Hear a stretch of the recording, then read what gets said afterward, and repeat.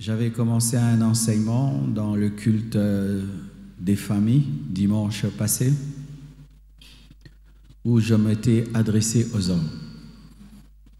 Et pourquoi? Parce que la plupart des temps, nous formons les femmes à être des bonnes femmes, des bonnes épouses, mais nous négligeons de former les hommes à être des bons maris. Souvent, les sœurs sont préparées au mariage. Depuis leur tendre enfance, on leur parle.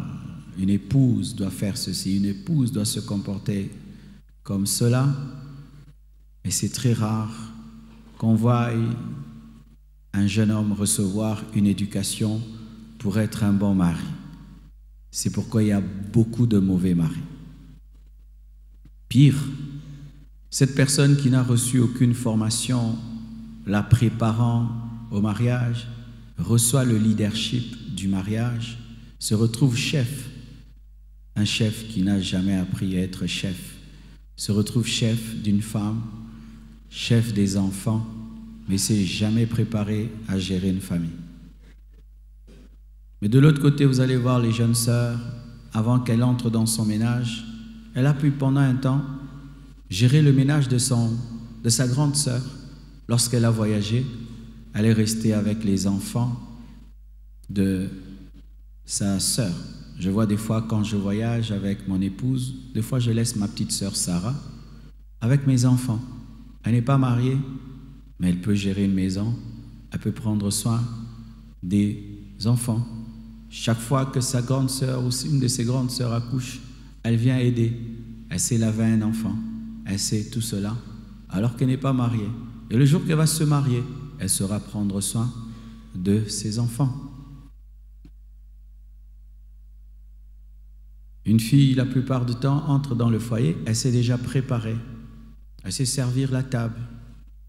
Et la plupart de garçons, d'hommes, on ne nous a pas appris même comment gérer le budget de 3 ou de 4 personnes, alors que demain, tu dois gérer le budget de ta famille.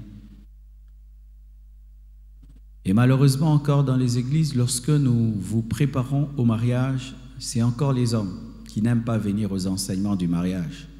Les sœurs qui déjà reçoivent des enseignements à la maison viennent presque à toutes les séances. Mais les hommes encore, qui n'ont rien appris, refusent de venir s'asseoir pour qu'on leur apprenne à être des bons maris. Ils supposent qu'ils connaissent rien. Ils connaissent quoi? Rien. Alors, cher homme, toi qui m'écoutes, fièrement, si tu te mariais demain, comment tu vas diriger ton foyer? Si tu te mariais demain, comment vas-tu vivre avec cette femme que tu vas épouser? Je t'assure, tu as des lacunes, que tu le veuilles ou pas. Et moi, j'ai fait un effort, je me suis rattrapé en lisant beaucoup. Comme en notre temps, il n'y avait pas beaucoup d'enseignements sur les familles, sur les couples dans les églises. Je m'étais rattrapé à beaucoup lire et je vous prie de le faire. Ce n'est pas par 2 messages de dimanche que je pourrai résoudre tous les problèmes. Alors lorsque je suis allé chercher dans la Bible un homme modèle comme la femme de Proverbes qui pourrait me servir de matériel didactique pour enseigner sur un bon mari, je n'ai pas trouvé dans la Bible. Dans la Bible, au moins, il y a pour les femmes tout un chapitre de Proverbes qui parle de la femme vertueuse. Tu peux en tenir même des séminaires de 30 jours, 40 jours. Mais sur l'homme vertueux, il n'y a aucun chapitre. Il n'y a même pas 10 versets qui se suivent sur un homme vertueux.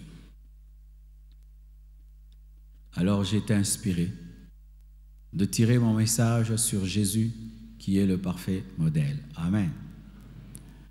Nous allons nous tenir debout pour lire ce que la Bible nous dit sur Jésus, le parfait modèle en tant que mari. Le thème de mon message, c'est 11 caractéristiques d'un bon mari. Éphésiens 5, versets 22 à 33. Femmes, soyez soumises à vos maris, comme au Seigneur, car le mari est le chef de la femme, comme Christ est le chef de l'Église, qui est son corps et dont il est le sauveur. Or, de même que l'Église est soumise à Christ, les femmes aussi doivent l'être à leur mari en toutes choses. Marie, Aimez vos femmes comme Christ a aimé l'Église et s'est livré lui-même pour elle, afin de la sanctifier par la parole, après l'avoir purifiée par le baptême d'eau, afin de faire paraître devant lui cette Église glorieuse, sans tache, ni ride, ni rien de semblable, mais sainte et irrépréhensible. C'est ainsi que les maris doivent aimer leurs femmes comme leur propre corps. Celui qui aime sa femme s'aime lui-même. Car jamais personne n'a haï sa propre chair, mais il la nourrit et en prend soin comme Christ le fait pour l'Église, parce que nous sommes membres de son corps. C'est pourquoi l'homme quittera son père et sa mère et s'attachera à sa femme, et les deux deviendront une seule chair. Ce mystère est grand, je dis cela par rapport à Christ et à l'Église. Du reste, que chacun de vous aime sa femme comme lui-même et que la femme respecte son mari. Acclamez le Seigneur, asseyez-vous s'il vous plaît.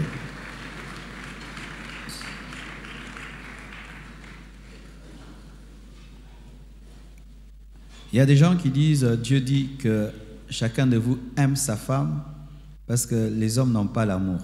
Comme ils n'ont pas l'amour, alors il faut qu'ils aiment. Et on dit que chacun respecte son mari parce que les femmes n'ont pas de respect. C'est pourquoi Dieu leur dit de respecter. Est-ce que c'est vrai? Amen.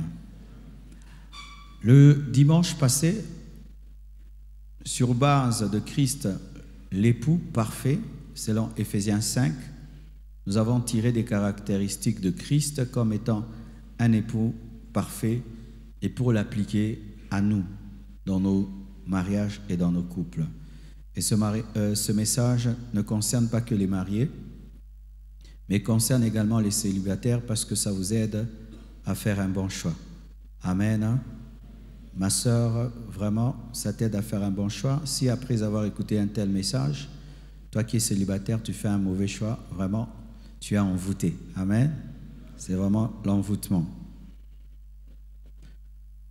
Nous avions dit le dimanche passé, selon Matthieu 1, verset 23, qu'un bon mari donne le temps à sa femme parce que Jésus-Christ s'appelle Emmanuel. Un bon mari donne le temps à sa femme. Un bon fiancé donne du temps à sa fiancée. Celui qui ne donne pas du temps n'est pas un bon mari parce que Jésus-Christ lui-même est Emmanuel, Jéhovah, Shammah, fait chair. Deuxièmement, je ne vais pas insister comme c'est ce qui était dit dimanche passé, un bon mari est fidèle. Selon Apocalypse 19, verset 11, la Bible nous dit que Jésus-Christ se présente ayant sur lui écrit un nom fidèle. Jésus-Christ est fidèle, il ne trompe jamais l'Église, il n'aura pas deux églises, il n'est pas polygame, il est monogame. Un bon mari ne couche pas avec une autre femme que sa femme. Un bon mari ne trompe pas sa femme. Un bon mari n'ajoute pas une deuxième femme et une troisième femme. C'est étonnant aujourd'hui vraiment au Congo, je ne sais pas vraiment ce qui se passe. Il y a des fidèles qui savent même que leurs pasteurs ont une deuxième femme, une troisième femme, logent des femmes dans un endroit, mais ils continuent à aller dans une telle église. Vraiment, je crois que pour être le fidèle d'un aventurier, il faut être soi-même aventuré. Amen, hein? Ah oui. Parce que moi, je peux pas avoir une telle personne comme pasteur. Troisièmement,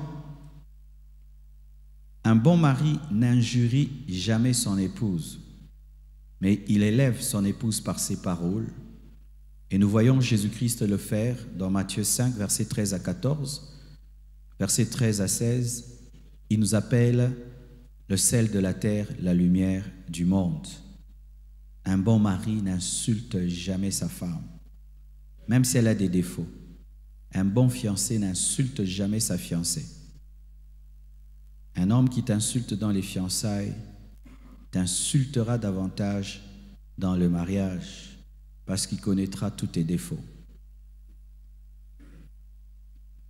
Et j'avais dit, pour terminer, un bon mari est propre, et je parle de la propreté corporelle.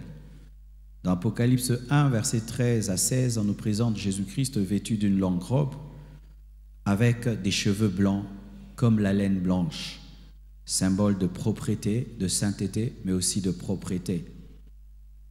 Un bon mari est propre. Il veille sur son haleine buccale, Soloyamunoko, veille sur l'odeur de ses aisselles, veille sur ses ongles, veille sur son odeur corporelle, se parfume, se lave, veille sur la propreté de ses vêtements. Et j'aimerais dire, même si c'est que j'ai parmi les choses que j'ai dit le dimanche passé, mais ce n'est pas bien d'avoir des chemises avec des cols sales et des manches sales. Ce n'est pas bien. Des fois, je vois des hommes qui ont des cols sales. Tu vois, c'est blanc et puis c'est jaune, c'est blanc et puis c'est jaune. Ce sont des petites choses, mais qui disent long sur ta propreté. Et quand tu es une femme mariée, tu dois veiller sur les cols des chemises de ton mari et sur les manches de ton mari. Sur base de cela, on peut le diminuer, rien que ça, parce que ça veut dire beaucoup de choses. Amen. Hein? Un homme qui a des cols sales et des manches sales, ça veut dire beaucoup. Soit il a beaucoup porté une chemise. Amen. C'est-à-dire c'était une chemise, il a porté 4 fois, mais n'a pas été lavé. Ou bien c'est lavé, mais très mal lavé. Cher homme, si tu as une femme qui n'est pas propre, ce n'est pas une raison pour être sale. Ah oui. Si tu es un homme propre, mais ta femme ne t'aide pas à être propre, ce n'est pas pour autant que tu dois tomber dans la saleté. Non. Tu prends soin de toi-même parce qu'il s'agit de ton corps. Amen. Hein? Il s'agit de ton corps. Car je vois certains hommes, avant de se marier, ils étaient propres. Quand ils se marient et que leur femme est sale, tout d'un coup, ils deviennent tout sales parce que madame est sale. Non. En restant propre, tu enseignes à ta femme la propreté. Amen. Ainsi, elle te suivra et elle changera. Sinon, vous allez faire le royaume de saleté. Pour ce matin. 5e, parce que pour vous, c'était 4e. Un bon mari aide sa femme à éduquer les enfants. Marc 16, verset 20. La Bible dit « Et ils s'en allèrent prêcher partout. Le Seigneur travaillait avec eux et confirmait la parole par les miracles qui l'accompagnaient. Jésus-Christ ne laisse pas l'Église travailler seule. Jésus-Christ participe au travail. Pendant que je prêche, Jésus-Christ est là, il m'aide. Il enseigne avec moi, il me fortifie, il me renouvelle, il ne me laisse pas seul. Je suis son épouse, mais il ne me laisse pas seul. C'est lui le chef, le patron, mais il travaille avec moi. Jésus travaillait avec eux.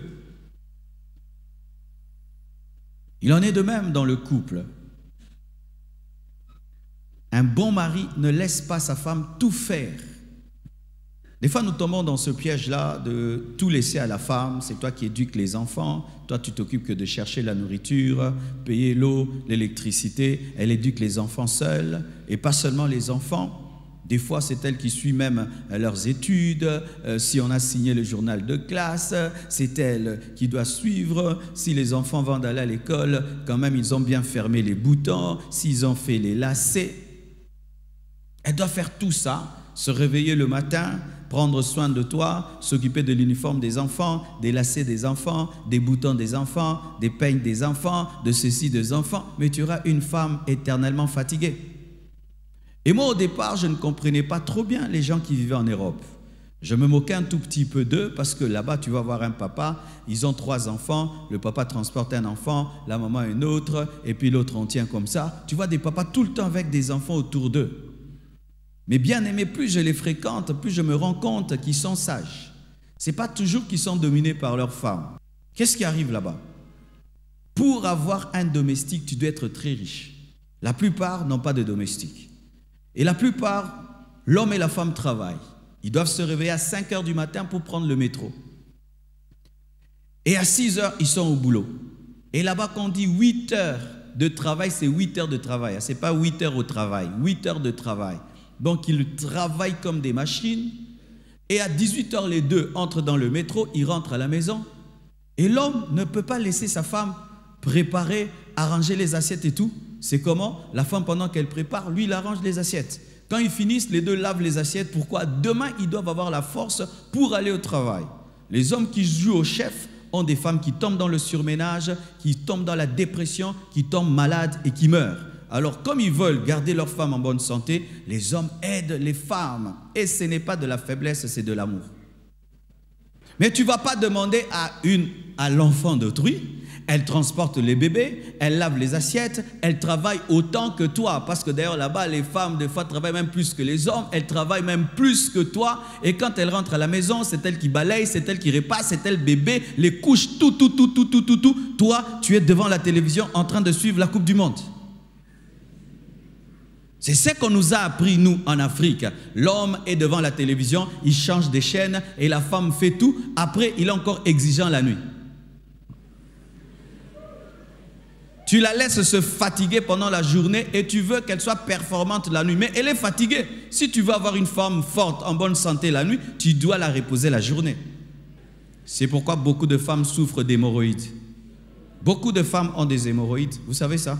Beaucoup de femmes ont des hémorroïdes. Quand elles accouchent, l'énergie qu'elles dépensent pour accoucher, quand elles travaillent fort, tout le temps elles travaillent, elles transportent des choses, elles transportent tout le temps. Et beaucoup de femmes souffrent d'hémorroïdes et les hémorroïdes touchent aussi la sexualité. Celui qui veut aller loin ménage sa monture. Même les hommes ont dit ça. Mais quand tu surutilises ta femme, tu es en train de détruire ton futur. Tu auras une vieille femme avec des problèmes de cœur, des problèmes de gastrite. Quand elle aura 45 ans, elle va ressembler à une vieille femme. Pourquoi? Tu l'as tellement fatiguée. Apprenez des fois à dire à vos femmes de se reposer. Amen, hein? Maman dort. Oh, je vais faire ceci, ne fais rien. Je vais me débrouiller seul. Je vais préparer, ne prépare pas. Je vais prendre les œufs et puis je vais prendre du pain. Dors, maman, dors. Tu as beaucoup fait. Apprenez à faire ça. Je vous dis la vérité, je peux même vous donner l'exemple pour ce matin. Mon enfant finit les études, il passe maintenant en première, mais il veut se réjouir pour cela. Leur maman les prend, tous les enfants, et les amène jusque je ne sais pas où, là-bas tu dépasses Ndjili. Moi je ne peux pas aller samedi quelque part, je dois préparer mes 3 cultes. Je reste à la maison, mais elle conduit la voiture, les amène très loin pour que les enfants soient contents, parce que les enfants de pasteurs souffrent tellement, les parents ne sont jamais là. Et quand nous sommes là, il faut leur donner de la joie. Et elle les amène. Moi, je reste à la maison, pena, rekabababa, en train de lire la Bible. Et puis quand elle revient, tu as déjà mangé? Oh oui, ne t'occupe pas de moi, je me suis déjà débrouillé. Et le matin, je me réveille calmement, je ne la dérange pas, je la laisse. Maman, ne viens pas au premier culte, viens au deuxième culte. Ne viens pas au premier, viens au deuxième. Pourquoi tu vas mourir? Dors. Au troisième culte, va t'occuper des gens, cause avec les gens au bureau. Tu as déjà écouté la parole. Pourquoi? Demain, on va encore traiter les problèmes de l'église. Après des problèmes de l'église, il faut avoir cette compréhension. Mais il y a des hommes qui traitent leurs femmes comme si ce sont des machines et des robots. Si tu devais acheter ta femme, tu allais payer combien? Les 1000 $ là que tu as donné comme dot, ça peut acheter une femme? 2000 $. Si tu devais même rembourser seulement ses parents, tout l'argent qu'ils ont dépensé dans les études, ce serait combien? Depuis la maternelle jusqu'en première licence. Oh, j'étais doté avec beaucoup d'argent. Beaucoup d'argent? Beaucoup d'argent. Je viens dans ta maison avec une licence. Tu as donné quoi? 1000 $ de dot et des casseroles. Et puis tu dis que ta dot était grande.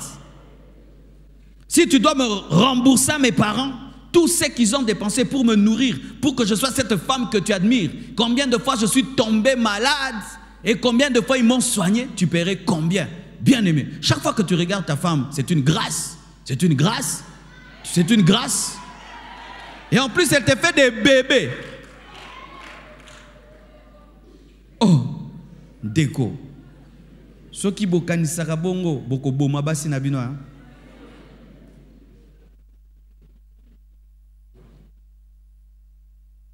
Quand tu enlèves ta veste, pourquoi tu la jettes? Pour qu'elle toujours recherche la veste. Tu ne peux pas prendre ta veste et tu la places dans le placard. Quand tu enlèves tes chaussures, tu ne peux pas les replacer là où tu les as pris. Tu ne peux pas avoir un coin où tu jettes les habits sales, qu'on les retrouve, mais tu jettes partout.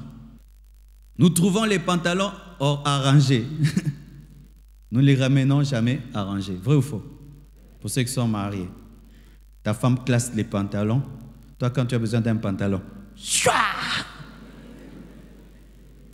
tu sais, moi, je faisais souvent ça. Marcelo, alors j'ai dit, pour que je ne fasse plus ça, moi-même, je vais classer mes pantalons. J'ai dit, ne classe plus mes pantalons. Moi-même, maintenant, je classe mes pantalons. Maintenant, comme c'est moi-même, quel soin!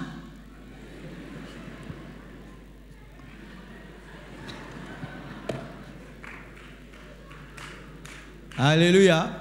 Parce que je sais que si j'abîme, moi-même, je vais arranger. Mais elle peut le faire tout le temps. Mais je trouve que ce n'est pas humain qu'elle puisse s'occuper de 3 enfants, des travailleurs et tout. Et encore, mes pantalons jetés partout.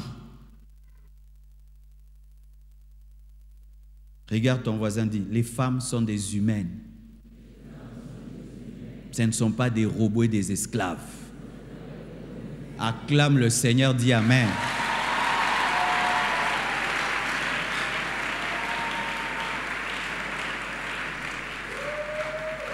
Je sens un Africain se fâcher. Qu'on le fasse à ta sœur alors. Qu'on le fasse à ta sœur. Que ta sœur devienne l'esclave de son mari. Ah, tu vois, quand il s'agit de ta sœur, il faut qu'on la traite bien. Mais quand il s'agit de ta femme, tu peux la traiter comme tu veux. C'est un manque d'amour. Qu'on fasse cela à tes filles quand elles vont se marier, qu'on les maltraite, qu'on les traite comme des esclaves. Non, tu voudrais que ta fille soit ménagée, que ta sœur soit ménagée. Mais pourquoi tu ne ménages pas la femme que Dieu t'a donnée, avec laquelle tu vivras jusqu'à ta vieillesse? Veux-tu vieillir avec une vieille femme malade? Veux-tu vieillir avec une vieille femme qui souffre de toutes sortes de maladies? Non. Alors dès maintenant, prends-en soin. Amen. Hein?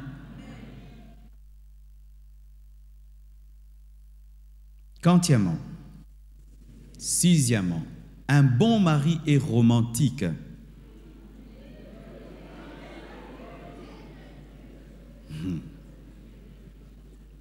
Cantique des Cantiques, chapitre 2, verset 1. La Bible dit ceci. Je suis un narcisse de Saron, un lys des vallées. Comme un lys au milieu des épines, tel est mon ami parmi les jeunes filles. Le livre de Cantiques a été écrit par Salomon. Et il parle de sa relation avec la Sulamite. Salomon représente Christ, la Sulamite représente l'Église.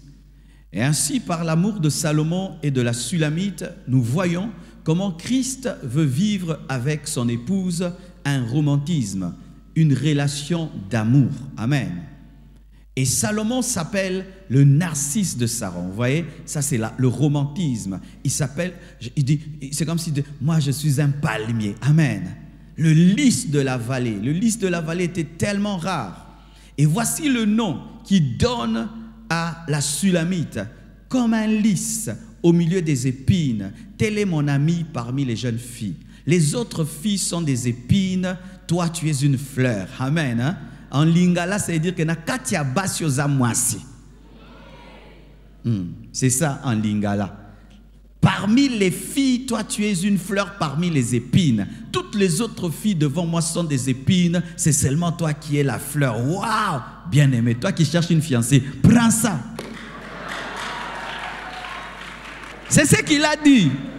Parmi les femmes, toi tu es la lys, elles ce sont des épines. Donc je ne vais pas m'approcher d'elles parce que c'est seulement toi qui es la beauté. Et c'est pourquoi Jésus nous a choisis dans le monde entier. Il nous a choisis. Nous sommes le lys parmi les épines. Nous sommes les lys parmi les épines. Nous sommes les lys parmi les épines. Romantisme. Mais souvent les hommes sont romantiques dans les fiançailles.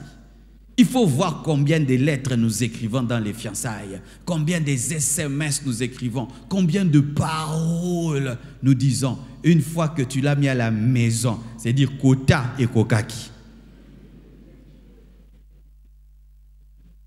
Quel homme ici dit toujours à sa femme, je t'aime. Tu es belle, tu es élégante, tu es bien habillée. Cet habit te va bien. Cette coiffure te va bien. Parmi toutes tes coiffures, je préfère celle-là. Oh, ce parfum, je l'aime bien. Il est bien assorti à ta personne. Parfum assorti à la personne, oui. Ce n'est pas parce que tu parles en langue, tu prophétises, que tu ne peux pas dire à ta femme que tu l'aimes. Et sachez ceci, que lorsque tu as épousé une femme, même si tu l'as épousée, tu dois continuer à la draguer toute ta vie et lui faire des mises à jour de l'application Je t'aime. Donne-moi la main. Tu sais pourquoi? Les femmes sont toujours en insécurité. Allez dans les maisons où ils se sont mariés. Regardez les photos de mariage. Vous allez voir la transformation. Tu vois la fille qui s'est mariée et tu vois après 30 ans ce qu'elle est devenue. Tu sens que ce papa doit faire l'effort de continuer à aimer parce que cette maman-là n'est pas cette maman-là. Alors quand une femme, tu l'épouses, elle est toute jeune, elle est toute fraîche et tu l'aimes. Elle dit c'est normal, je suis toute belle, toute fraîche. Mais après 15 ans de mariage, 20 ans, les femmes se posent la question, même si elles ne le disent pas, est-ce que cet homme m'aime toujours? J'ai changé, je ne suis plus comme avant. Et il y a des jeunes nouvelles filles qui sont même plus belles que moi. Et il les voit parce qu'il a des yeux, parce que le mariage ne rend pas aveugle. Elle se pose la question, est-ce que tu l'aimes toujours? Et tu dois toujours lui dire, je t'aime. Je t'ai aimé quand tu avais 20 ans. Je t'aime que tu as 30 ans. Je t'aime alors que tu as 40, 50. Je t'aime ma vieille, je t'aime. Les femmes ont besoin de l'entendre. Sinon, elles tombent dans une insécurité. Elles se disent, si il me disait je t'aime, et me disait toutes ces belles paroles lorsque nous étions fiancés, et pourquoi il ne le dit plus? Il se peut qu'il ne m'aime plus. Et pour la rassurer, tu dois le dire. C'est pourquoi vous voyez même une vieille femme, tu dis, maman, tu es bien habillée, mémé. Elle dit, ah merci mon fils, ça leur fait du bien. Et sachez, tu peux lui donner des cadeaux, tu peux lui rendre service, tu peux la satisfaire sexuellement, mais si tu ne lui dis pas que tu l'aimes, si tu n'es pas romantique, elle ne sera pas sûre que tu l'aimes. Apprenez à parler, à être romantique, à faire rêver votre femme. Elles ont été conçues pour cela. C'est pourquoi, ma sœur, un homme qui n'est pas romantique dans les fiançailles, il ne le sera même pas dans les mariages. Il a déjà raté le décollage. Tu veux épouser un tel homme qui n'a rien à te dire? Ta beauté ne le pousse pas à dire des choses. Il est zen face à toi. Maintenant, quand il va t'épouser, il va te mettre à la maison. Qu'est-ce qu'il te dira? C'est pourquoi vous voyez des femmes, même si elle dira non à un homme, elle lui donne l'oreille. Cher homme, lorsque tu remplis ta femme de romantisme, c'est difficile qu'un autre homme puisse te le prendre. Beaucoup de femmes sont prises parce qu'elles peuvent donner l'oreille. Pourquoi Ève est tombée? C'est parce qu'elle a donné l'oreille au serpent. Si tu remplis ses oreilles des bonnes paroles, lorsque quelqu'un viendra y mettre des paroles, elle sera tellement remplie qu'il n'y aura pas la place d'autres paroles. Un bon mari est romantique. Septièmement, un bon mari est un modèle, un exemple à suivre. Jean 13, versets 13 à 15, la Bible dit ceci. Vous m'appelez maître et seigneur, et vous dites bien, car je le suis. Si donc je ne vous ai pas lavé, si je vous ai lavé les pieds, moi le Seigneur et le maître, vous devez aussi vous laver les pieds les uns les autres. Car je vous ai donné un exemple, afin que vous fassiez comme je vous ai fait. Jésus-Christ donne un modèle d'humilité et de service. C'est alors qu'il peut dire aux apôtres de faire comme lui. Un bon mari est un modèle. Chers hommes, être chef dans une maison, ce n'est pas avoir une grosse voix. Être chef dans une maison, ce n'est pas avoir des paquets, être musclé. Être chef dans une maison, c'est être influent. C'est celui qui influence la maison positivement qui est chef. Et si c'est la femme qui influence la maison positivement, c'est elle qui est leader de la maison. Toi, tu es le mari, mais c'est elle qui est leader. Le leader dans une maison, ce n'est pas celui qui a le titre de patron, mais c'est celui qui influence les enfants, qui influence la maison positivement. Si papa, tout le mal qui vient dans la maison vient de toi, tu n'es pas chef. Et si tout le bien qui vient dans la maison vient de ta femme est chef. Abigail était chef de son mari. Ah oui, son mari c'était le mari, mais elle était leader. Elle pouvait comprendre que David était un roi de Dieu. Si tes enfants disaient, désormais je ne ferai que ce que papa fait, tes enfants vont devenir des grands hommes ou vont devenir des chègues. Si ta femme dit désormais, je ferai tout ce que mon mari fait, est-ce que ta femme sera une grande femme? Tu ne pries pas, elle aussi ne prie pas. Tu ne cherches pas, elle aussi ne cherche pas. Tu ne cherches pas l'excellence, elle aussi ne cherche pas l'excellence. Tu n'es pas courageux dans la vie, elle aussi n'est pas courageuse dans la vie. Est-ce que tu peux dire que tu es un modèle pour ta femme? Seuls les modèles influencent et dirigent. Et faites très attention, même pour les enfants. Lorsque tu interdis des choses, toi-même tu dois les faire. Combien de fois les enfants nous rappellent ce qu'on leur interdit? Il ne faut pas siffler à la maison. Et un jour, Yopé, au sifflet. Eh papa, tu as sifflé. On ne parle pas la bouche pleine. Et un jour, pendant que tu manges là, tu parles. La bouche pleine, la bouche pleine, la bouche pleine, la bouche pleine, la bouche pleine. C'est toi qui es là toujours. Ne faites pas ça, ne faites pas ça. Il faut rentrer à 18 h, mais toi tu découches.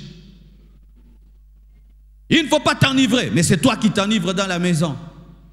Il ne faut pas dire des gros mots, mais c'est toi qui insultes dans la maison. Combien d'enfants aujourd'hui connaissent des gros mots? C'est par qui? C'est papa, papa, c'est papa, c'est papa. Sois un modèle. Alléluia. Influence ta famille positivement. Huitièmement, un bon mari est protecteur et responsable. Jean 10, verset 11, la Bible dit, « Je suis le bon berger. Le bon berger donne sa vie pour ses brebis. » Quel est l'homme ici? Si un brigand entre chez lui, il dit, « Aujourd'hui, je suis venu tuer un d'entre vous. » Il y a toi, il y a ta femme et ton enfant. Quel est le mari qui dira, « Tuez-moi, laissez ma famille » ? Lève la main.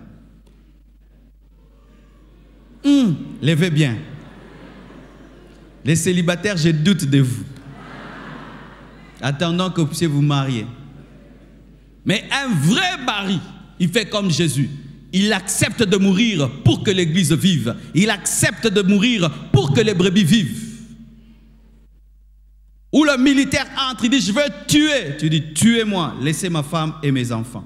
Car si tu ne le fais pas, qu'est-ce que tu vas raconter comme histoire? Combien d'hommes, quand il y a un danger, il fuit, il oublie même qu'il est marié. Mais des fois, je suis très étonné. Tu vois un père qui marche avec son enfant sur la route. Il se met du bon côté et il prend l'enfant, il le met du mauvais côté. Qui a déjà vu ça? Il met l'enfant du côté où il y a des voitures. Lui, il est de l'autre côté. Tu sens déjà que ce n'est pas un berger. Comment peux-tu bien manger au restaurant et ta femme n'a pas mangé?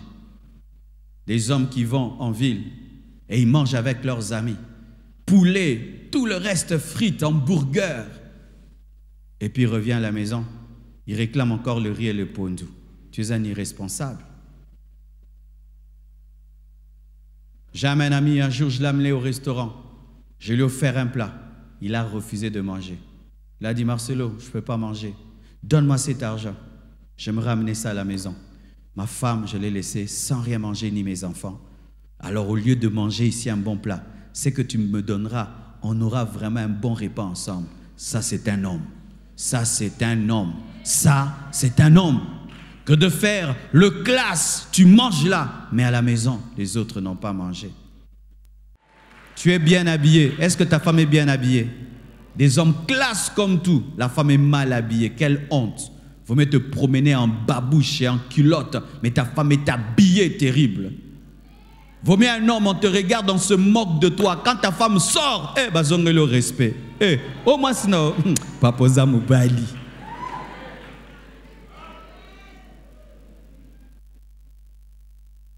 Un jour, j'avais fait ça au début de mon mariage. Je venais de me marier. Et ce jour-là, j'ai voulu un peu scandaliser le quartier. Je me suis habillé en babouche, en pantalon, simple. Et ma blanche a dit, tu t'habilles bien. Tobé t'a tourné à quartier. Alors on s'est promené dans Simbébou. L'Ipazi. Sotalinga fo Nathalie. Respect, respect, respect. Voyez comment nous respectons Jésus à cause de l'Église. Quand je te regarde, je respecte Jésus. Quand je vois la gloire de Dieu dans ta vie, je respecte Jésus.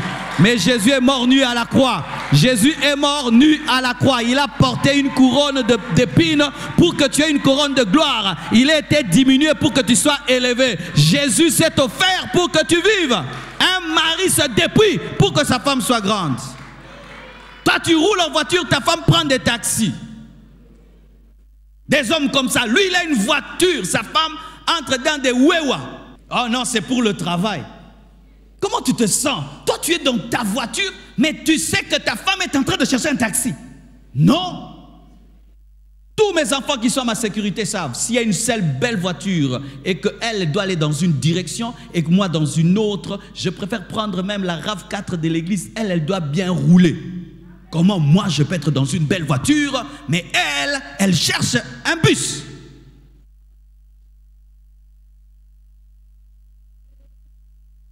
Alléluia. Cette différence-là révèle que tu es un petit homme. Donne-moi là, je veux dire quelque chose. Voyez l'homme quand on l'a créé, il est sorti directement de la terre, de la saleté. Mais la femme est sortie de l'os, la propriété.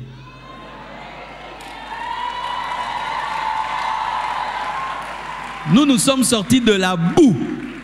La femme est sortie de l'os. Donc s'il y a quelqu'un qui doit sentir bon, c'est la femme. S'il y a quelqu'un qui doit briller, c'est la femme. Mais toi, tu brilles plus que ta femme. Des hommes qui s'aiment tellement eux. Si j'ai l'essentiel, une belle chaussure, j'ai un bon pantalon, une belle chemise, ça passe. Le reste là, moi c'est lata, changé. Alléluia.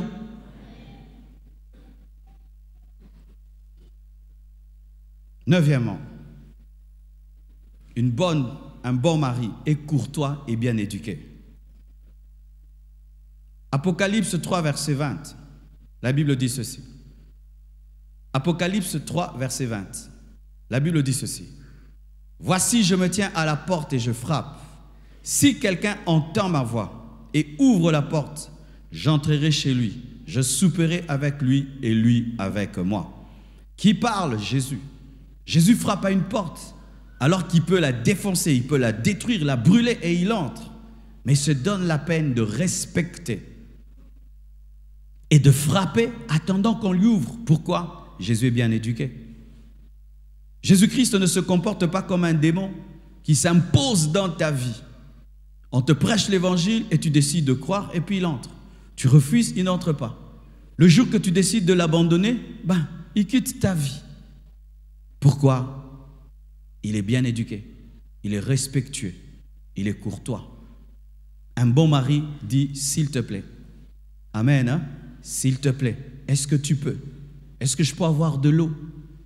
Est-ce que je peux avoir, on peut repasser mon habit? S'il te plaît, est-ce que tu peux venir? J'ai à te parler. Ou dans la chambre. Tu parles là, j'ai pas aimé ça, tu trouves pas que non, non, non, non. Ok, ça va, merci. Ça t'a pas tué? Tout le temps, je suis le chef, je suis le chef, je suis le chef, c'est moi le chef, c'est moi qui paye la maison, c'est moi qui paye la maison, c'est moi qui vous nourris. Petit homme, laisse les gens reconnaître que tu es chef, que tu les nourris. Arrête de crier tout le temps que tu es chef. Si un lion vient seulement ici, il se met là, il dit rien. Nous tous on va fuir, vrai ou faux? Est-ce qu'il a dit quelque chose? Tu sais que c'est un lion. Si tu es un lion, reste calme. Mais si le lion crie tout le temps, c'est un lion, c'est un chat. Ayez une main de fer dans un gant en velours. C'est-à-dire tu es ferme, tu es autoritaire, mais dans la douceur. Tu es autoritaire, mais dans l'amour. Tu es autoritaire, mais avec classe. Mais qu'on ne sente pas une autorité brute. qu'on a affaire à un chef. Donc, papa, ça veut dire chef. Et s'il dit chef. Ta femme ne va pas causer avec toi, tes enfants ne vont pas causer avec toi. Parce que le chef lui donne seulement des ordres. À vos ordres, chef. Oui, des familles dans lesquelles le père ne cause avec des enfants qu'avec des lettres. Sous la table, ou sous plutôt la porte de la chambre. On écrit et puis on l'envoie, lui il lit, et puis vous allez trouver sur la table. Ça c'est un théâtre. Mais ailleurs, il rit avec tout le monde, avec les cousins, les cousines, les enfants des autres. Là, il rit, les femmes des autres, il rit. Mais avec sa femme, il est dur. Pourquoi tu es dur avec ta femme, celle qui t'a donné sa vie, qui s'est offerte à toi, qui est là prête en tout pour toi. Mais là, avec elle, non. Alléluia. Et voici. Si vous êtes fiancé et tu sens que ton fiancé n'est pas très poli, très bien éduqué et très courtois, ne te précipite pas à le présenter auprès de tes parents si tu es dans une famille bien éduquée. Amen. Prends le temps de lui donner des cours à domicile avant de le présenter. Il risque de manquer du respect à ta famille.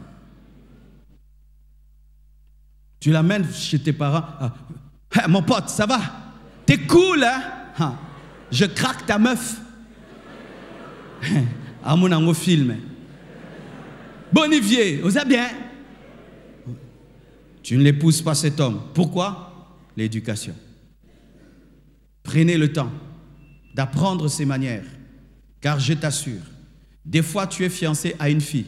Elle refuse de te présenter à ses parents parce qu'elle sait que jusque-là, tu n'as pas encore le niveau de la culture de sa famille. Elle prend le temps. Elle prend le temps. Et des fois, c'est un signe que vous ne devez pas vous marier.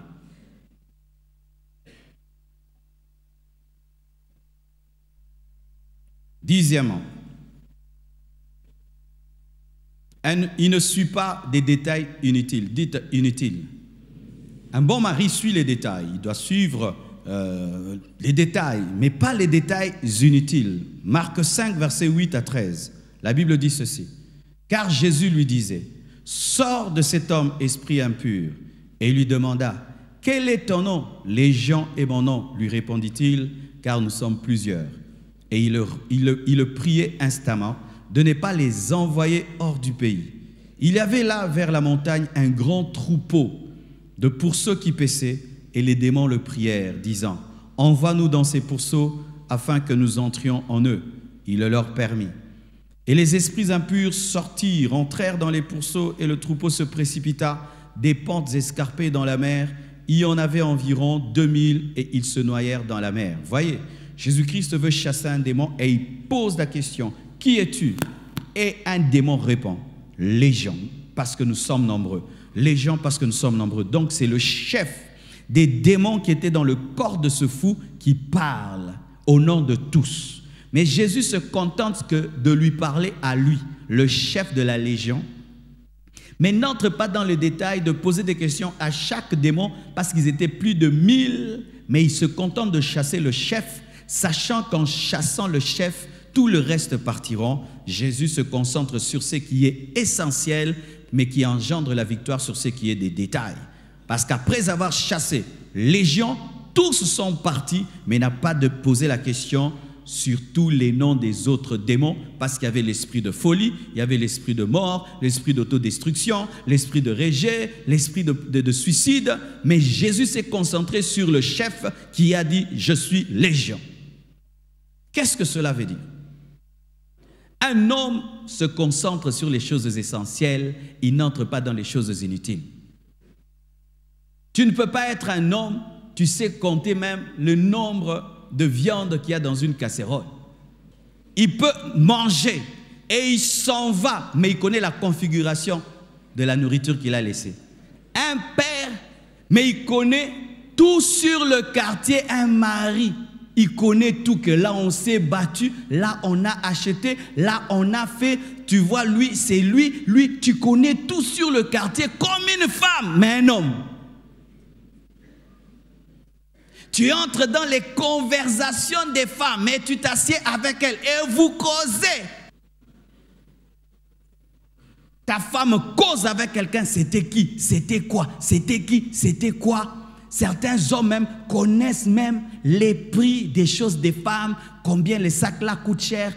Critiquant comme une femme, médisant comme une femme, connaissant tout comme une femme, cherchant les détails sur les gens comme une femme. C'est quand ta femme te dira un jour, sois un homme. Un homme ne suit pas tout. Même quand tu donnes l'argent à ta femme, tu n'as pas besoin de tout suivre. Un grand homme ne suit pas tout. Tu prends de l'argent, tu donnes à ta femme, tu ne vas pas suivre. Tu avais fait quoi avec? Il y a des choses que tu lui donnes pour faire telle et telle chose, mais d'autres tu lui donnes pour elle. Mais c'est sûr qu'elle doit donner à sa mère, elle doit donner à ses frères, elle doit donner à ses cousins, ses cousines. C'est normal, parce que toi aussi tu donnes aux membres de ta famille, mais en tout tu suis. Est-ce que le président s'occupe des roulages? De ceux qui gagnent en cours des routes? Il s'occupe d'eux? Mais il sait qu'ils ont, mais il a tellement de grandes choses qu'il est en train de faire qu'il ne s'occupe pas des 500 francs qu'il gagne tout le temps sur la route. Mais il y a des hommes qui suivent tout, même 200 francs, même 100 francs. Tu envoies ta femme au marché, quand elle revient, il faut qu'elle te rende les 100 francs là qui étaient restés. Et si elle a osé prendre un sucré au marché, problème. Bassesse, petitesse, petite vision. Et sache ceci, n'attends pas avoir beaucoup d'argent pour te comporter comme un grand homme. N'attends pas avoir beaucoup d'argent pour te comporter comme un grand homme. Dans le rien que tu as, sois un monsieur. Dieu te donnera l'élévation.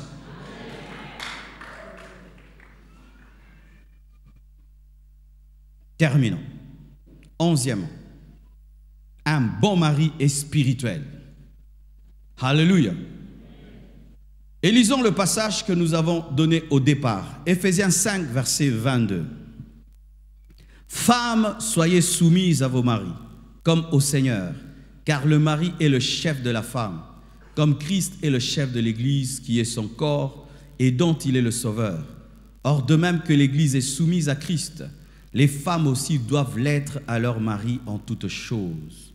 Marie, aimez vos femmes comme Christ a aimé l'Église et s'est livré lui-même pour elle, afin de la sanctifier par la parole, après l'avoir purifiée par le baptême d'eau. Souvent, nous les hommes, nous nous concentrons sur que la femme soit soumise à son mari comme à Christ. Et quand on dit que la femme soit soumise à son mari comme à Christ, ça veut dire vraiment que de la même manière, tu te soumets à Jésus, tu dois te soumettre à ton mari. C'est ce que dit la parole. Et en toute chose, si ton mari te dit de ne pas porter un pantalon, tu portes un pantalon, tu es insoumise. Donnez amen. Tu es une femme mariée. Tout ce que tu fais, c'est pour plaire à ton mari. Maintenant, moi, je te dis aujourd'hui, pour me plaire, sois en pagne. Maintenant, toi, pour me plaire, tu décides d'être en pantalon. Donc, le pantalon, là, tu ne l'as pas porté pour moi, tu l'as porté pour toi-même, tu es rebelle. Comme on voit des femmes, l'homme t'épouse, tu es noir. Il t'a choisi noir. Il y avait beaucoup de métis et des femmes claires à côté. Il n'a choisi que toi noir. Tu entres dans le mariage sans sa permission, tu commences à dégrader jusqu'à ce que tu deviennes clair. Tu te fais belle pour qui? Ton mari n'aime pas que tu mettes trop de maquillage. Mais toi, tu aimes tout le temps te maquiller. Tu te maquilles pour qui? C'est de la rébellion. C'est de la rébellion. C'est de la rébellion. La Bible dit, la femme doit se soumettre à son mari en toutes choses. Les sœurs disent amen. Ouais, c'est bien quand j'ai parlé aux hommes. Mais c'est ce que dit la Bible. Je ne prêche pas ma pensée, je prêche la parole de Dieu. Une femme se soumet à son mari en toutes choses. Mais, voici la condition. À quel genre de mari on se soumet en toutes choses? C'est celui qui peut mourir pour toi. Vous voyez les hommes, nous aimons la partie soumission. Mais à qui on se soumet en toutes choses? C'est celui qui ressemble à Christ. Christ maintenant il est quoi? Il est un modèle. Amen. Hein? Il ne tombe pas dans l'adultère. Il n'insulte pas et il est prêt à donner sa propre vie pour sa femme. Donne-moi la main, je vais te parler. Supposons que Jésus-Christ soit venu sur la terre et Dieu lui demande de mourir pour nous, il refuse. On lui présente la coupe, il refuse de la boire, il vient sur la terre et quand il voit la croix, il la brûle et il rentre au ciel comme Élie et comme Enoch. Et puis ce Christ-là qui fuit la croix, il revient pour nous donner des ordres. Tokoto ça? Est-ce qu'une femme doit se soumettre à un homme qui l'empêche de prier? Parce que tu es mon mari, moi je ne vais pas prier. Tu ne ressembles pas à Christ dans ce domaine, je ne me soumets pas. Est-ce qu'une femme doit se soumettre à un homme qui refuse qu'elle donne à Dieu? Non, dans ce domaine tu ne ressembles pas à Christ, je ne me soumets pas. Un homme te dit on doit être franc-maçon pour que je devienne un grand politicien. Est-ce qu'une femme peut se soumettre à un tel homme? Non, parce que là tu veux faire de moi une sataniste. Donc, tu es comme Christ, je me soumets en toutes choses. Là où tu n'es pas comme Christ, je ne me soumets pas. On se soumet qu'à son mari qui est dans le domaine où il ressemble à Jésus.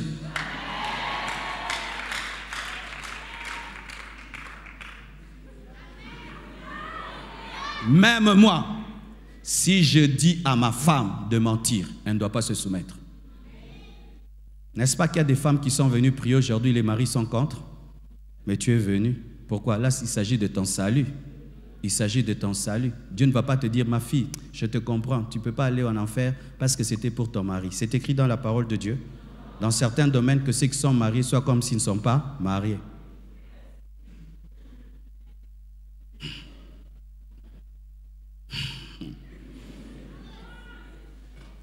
Voici. Qui a déjà vu Jésus? Vous voyez, vous ne l'avez jamais vu. Mais qui a abandonné tellement de choses pour lui. Ah, celui que tu n'as jamais vu, tu te soumets en tout. Tu es prêt à tout abandonner pour lui. Pourquoi? Il est un modèle et il t'aime. Maintenant, un mari, s'il pouvait t'aimer comme celui que tu ne vois pas, tu te soumettras à lui comme celui que tu ne vois pas. Il y a rébellion dans les maisons. Pourquoi? Les hommes ne ressemblent pas à Christ. Tu es un homme qui insulte, tu es un homme qui bat, tu n'as pas de sagesse, tu n'as pas la grâce de Dieu. Et la femme sent que si elle te suit, tu vas détruire sa vie. Elle sent que si elle te suit, tu détruiras sa vie. Parce qu'il y a des hommes qui détruisent aussi la vie de leur mari, de leur femme. Voici le secret, cher papa. Sois un homme rempli de l'esprit, de la présence de Dieu, de la sagesse de Dieu. Sois un homme spirituel. Tu ne vas pas dire à ta femme de t'obéir. Elle t'obéira. Alléluia. Tu pries en esprit. Et vous vous êtes fâchés hier. Et tu reviens vers elle. Tu dis, l'esprit de Dieu m'a dit que je t'ai fait du mal. Je te demande pardon. Abraham était un papa spirituel. Isaac, un papa spirituel. Jacob, un papa spirituel. Mais aujourd'hui, qui sont les non spirituels dans les maisons? Les papas. Les pères de la foi, c'était des hommes la plupart. Mais qui sont les personnes rationalistes dans les maisons? Ce sont les papas. Et qui prient beaucoup les mamans? Qui ont l'onction les mamans? Qui ont la vie de jeûne les mamans? C'est pourquoi dans les maisons, les femmes ont eu le leadership. C'est maman qui jeûne, c'est maman qui prie, c'est maman qui ouvre la Bible, c'est maman qui connaît les versets. Papa ne connaît pas les versets. Il connaît tous les articles de la Constitution, mais il n'a même pas un verset biblique. Cher homme, si vous voulez qu'on se soumette à vous, soyez des Christ. Une femme voit un homme, tu deviens un grand, mais tu es fidèle. Tu as des tentations, tu es fidèle. Tu gardes le caractère, Une femme ne peut que se soumettre à toi. Elle ne peut que se soumettre à toi.